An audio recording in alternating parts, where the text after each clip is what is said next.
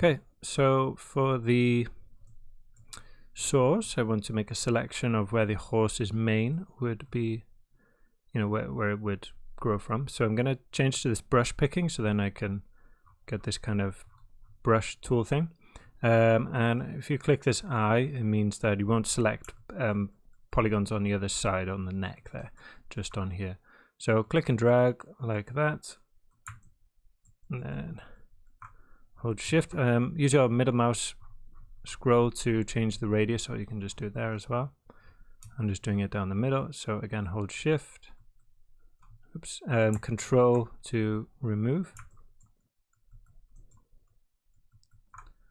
Okay, just to there like that. That looks fine. And then I'm going to delete, so press delete with my cursor here. That'll give me a blast, and then delete non-selected. Great, and then I'm going to scatter some points onto this. Oops, not script. We want to scatter. Good, and I don't want, if you do this force filter count, we'll have 1,000 points on every frame. I prefer to use density when, this, well, it's more when, kind of developing and playing around with different ideas. But this will give me, a quantity of points within a certain area. So it doesn't matter if I change the topology too much. If I have a bigger area, I'll have the same amount of points.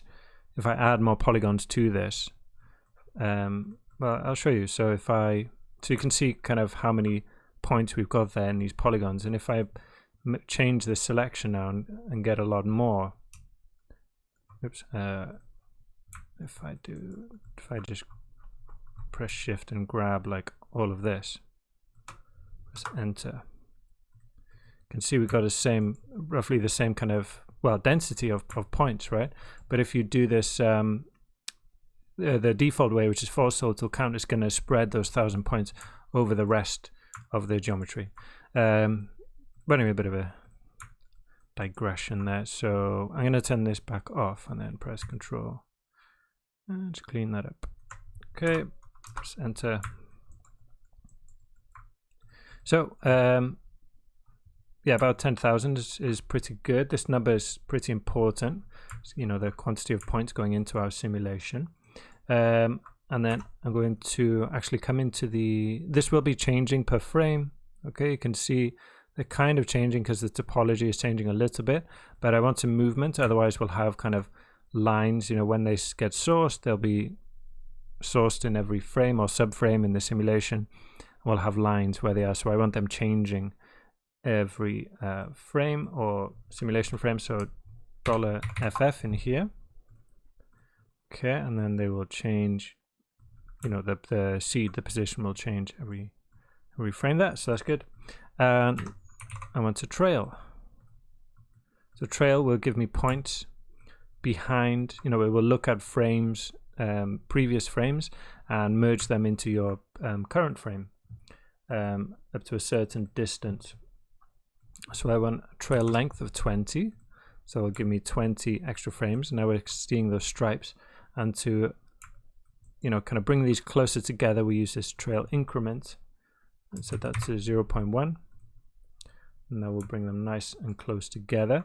And on the first frame, sometimes you get something weird, so I just click this evaluate within frame range. So we don't have any frames before this, so it just doesn't calculate it. You can see as we go into our simulation, we get more points.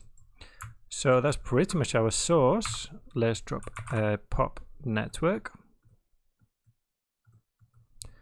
and dive inside, and then source first input, set this to all points, press play, and we've got a simulation. Admittedly not very interesting, but it will be soon enough.